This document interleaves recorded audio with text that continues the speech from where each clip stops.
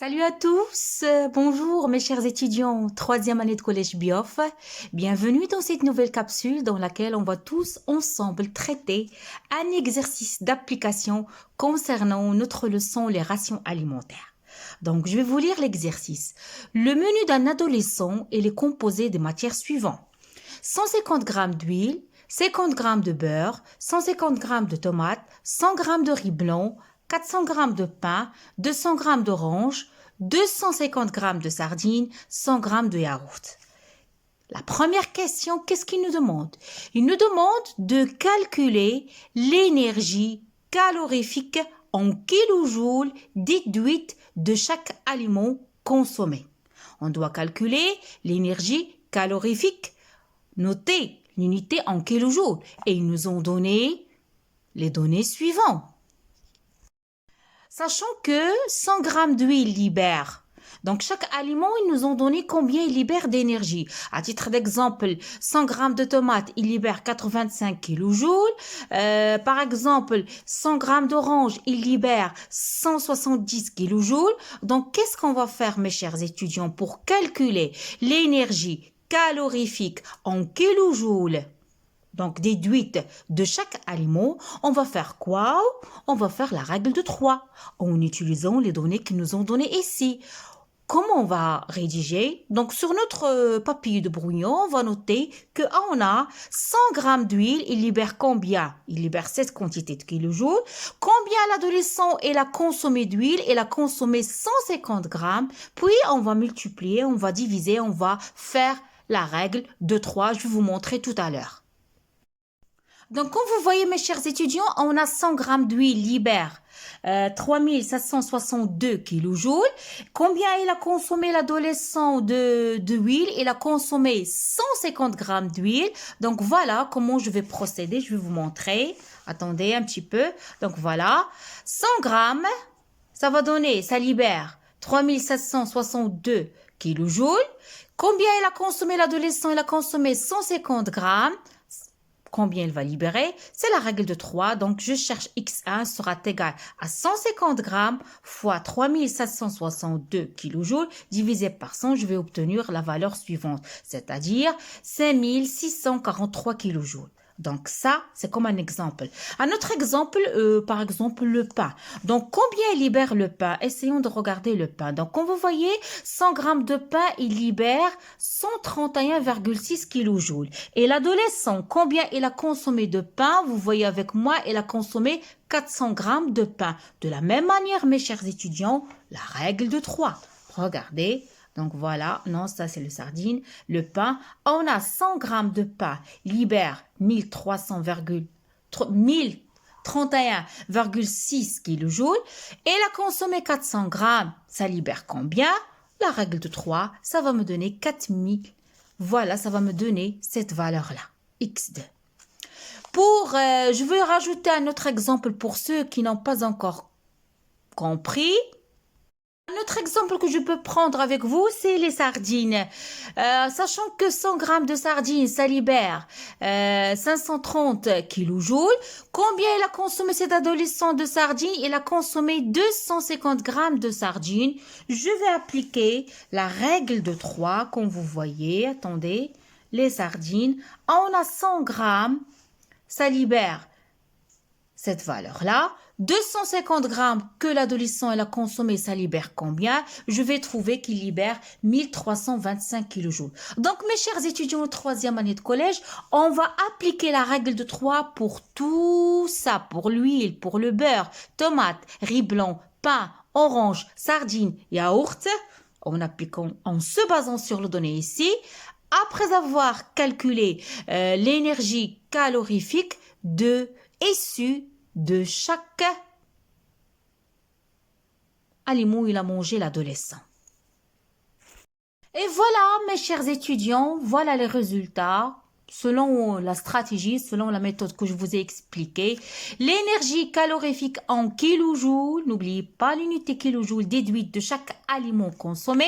Donc voilà combien il libère l'huile, le beurre, tomate, riz blanc, le pain, l'orange, les sardines et le yaourt. Comme vous voyez, cette question, elle est très simple, il ne faut pas la rater. S'il vous plaît, vous appliquez seulement, en utilisant les données d'exercice, vous appliquez la règle de 3.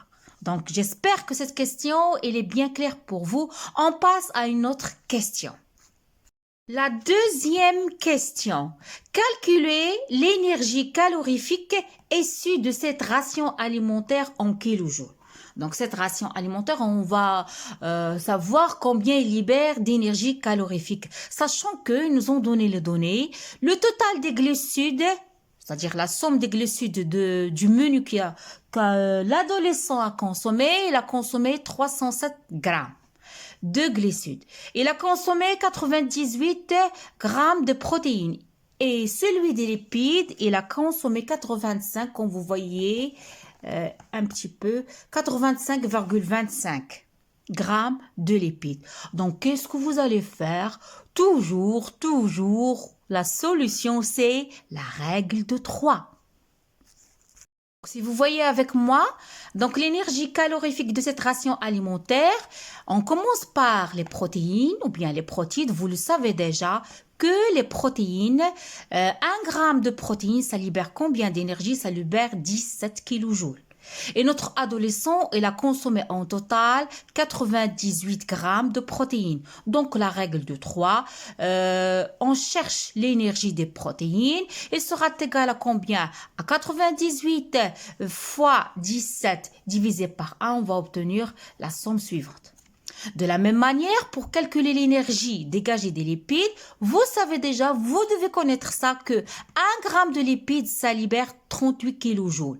Combien il a consommé l'adolescent de lipides? Il a consommé 85,25 grammes de lipides. La règle de 3, on a trouvé cette énergie-là en kilojoules. N'oubliez pas l'unité, s'il vous plaît, j'insiste, kilojoules. Arrivons aux glucides, l'énergie des glucides. Vous savez, vous devez connaître que 1 gramme de glucides, ça libère 17 kilojoules. Combien il a consommé l'adolescent? Selon les données d'exercice, il a consommé 307 grammes. La règle de 3, on obtient cette énergie qui vaut 5219 kilojoules. Après avoir calculé l'énergie issue de chaque protéine, lipide, glucide, qu'est-ce que je vais faire, mes chers étudiants, pour répondre à ma question? L'énergie totale de cette ration alimentaire sera égale à quoi? Sera égale à l'énergie des glucides, plus l'énergie des lipides, plus l'énergie des protéines. Et voilà, je vais obtenir ce total-là, comme vous voyez, cette somme-là. C'est clair? Je l'espère. Passons maintenant à la troisième question. Ils nous en demandent, est-ce que l'énergie calorifique issue de cette ration alimentaire, elle est suffisante? Donc, l'énergie qu'on vient de calculer, est-ce qu'elle est suffisante? Sachant que quoi? Sachant que les besoins d'un adolescent sont dans la valeur suivante. Donc, qu'est-ce qu'on va faire? On va comparer. On va comparer la quantité d'énergie calorifique issue de cette ration alimentaire avec celle qu'est-ce qu'il doit. Donc, les besoins nécessaires d'un adolescent, c'est dans cette valeur-là. On va faire une petite comparaison et on va savoir est-ce que cette énergie vraiment issue de cette ration alimentaire, est-ce qu'elle est suffisante ou bien est-ce qu'elle est insuffisante? Comme vous voyez, mes chers étudiants, en comparant les besoins d'un adolescent, vous voyez très bien que cette valeur-là, elle est très supérieure à la valeur de l'énergie totale du menu que l'adolescent a pris. Donc, qu'est-ce qu'on peut dire? Qu'est-ce qu'on peut conclure comme conclusion? C'est que l'énergie calorifique, oui, l'énergie calorifique issue de cette ration alimentaire, comme vous voyez, il est très faible par rapport à les besoins d'un adolescent.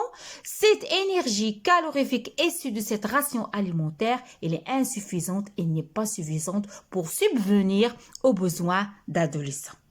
Donc j'espère, le but de cet exercice que j'ai travaillé avec vous, mes chers étudiants, c'est que vous prenez l'habitude, que vous deviez savoir calculer l'énergie calorifique en kilojoules déduite ou bien dégagée de chaque aliment.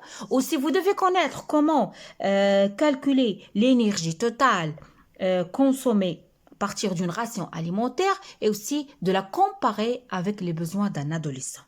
Donc, mon exercice touche à sa fin. Je vous donne rendez-vous à un autre exercice. Abonnez-vous à ma chaîne. Laissez-moi beaucoup de commentaires et des pouces bleus. À la prochaine.